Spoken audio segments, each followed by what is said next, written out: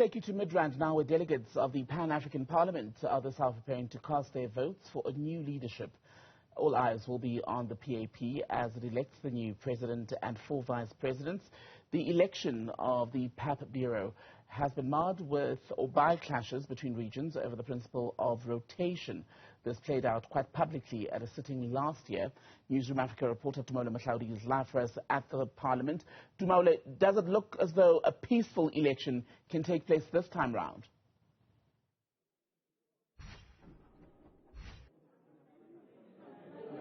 Well, Timbagile, certainly looks like it's going to be a lively elective process. As I speak to you now, parliamentarians are making their way into the chamber, where unfortunately the media may not be allowed to report directly, but we are hoping that of course our cameras will be there to capture that particular elective process. Officials here at the Pan-African Parliament just ironing out those details. As I'm standing to you right now, behind me you can see of course that there are posters of the various candidates, and this would be from the Southern African Development Community SADC region.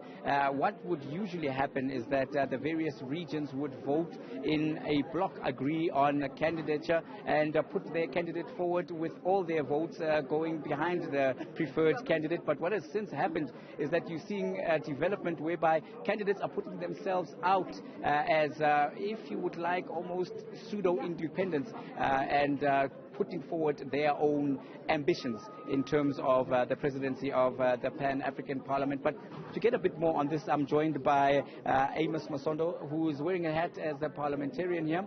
And Dr. Masondo, please help us make sense of the decision of the candidates, particularly when you look at the Southern African candidates who are now vying for the presidency. You would have, of course, Honorable Chihana, who wants to be the next PAP president, and he hails from Malawi. He's contesting against Fortune Charumbira, who would be coming from Zimbabwe. What does this mean for SADC or as a region? No, this indeed is a great and important development. It will really assist a great deal to consolidate, to deepen democracy on the African continent. Now, to qualify as a candidate, one has to be nominated by the region. And our candidate as a Southern African region is Chief Chirumbira. That's who we intend voting for. Now, as we go in here, we'll really be making history in that indeed will lay a very, very firm foundation that seeks to ensure that overall we pursue the development agenda of the AU and ensure that Agenda 2063 becomes a reality. We're also seeking through this process to ensure that the quality of life of the African people, ordinary people on the ground, improves for the better.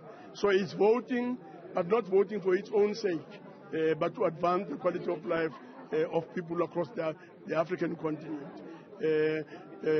PAP is an organ of the AU, and indeed the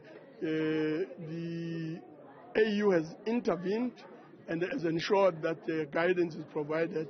Hence, we don't have the chaos and the confusion that was created in the last sitting. No, thank you very much for bringing up to speed there. That was parliamentarian of the Pan-African Parliament representing the SADC region, Amos Masondo, and of course just giving us a view of what the view in terms of the SADC bloc of nations is all about, and they're very clear about who their candidate or their preferred candidate is, and they're speaking of that being about unity.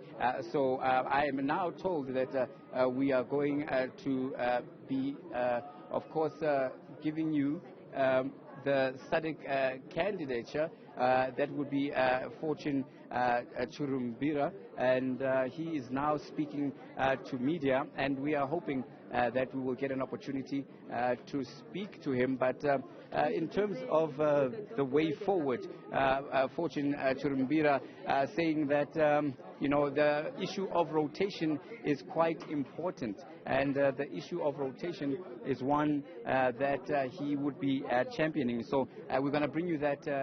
He's gone. You can interview me. Can we get rid of you? We're going to just Mr. Chirumbira, can we just get a word from you as you go in about your candidature? How are you going to take the process forward, please? Can we do that after I'm elected? After you're elected, are you confident you're going to get it? Very confident. What makes you so confident, sir? I have the credentials for the job. I have what it takes to be a president of Pan-African Parliament. And when you're president of Pan-African Parliament, what will you do to ensure that... I'll be giving my manifesto just now. So just wait, and then we'll come back to you. Yes. Thank you very much for that. Of course, there we have it. That was Mr. Chirumbira, who is one of the candidates, and giving us, of course, just a Snapchat of what his view is in terms of what he will bring to the table should he be elected. Now, this is going to happen here in the chamber. The parliamentarians were, of course, vetting and making sure that they get their credentials in, and they will be brought into here then to make their mark and choose their candidate. And from there, we will bring it to you as and when it happens, once the winner is announced. Back to you in the studio. We can't say you didn't hustle for that interview. Tumaole Mohlaoli, the Pan-African Parliament in Midrand. Thank you very much for now.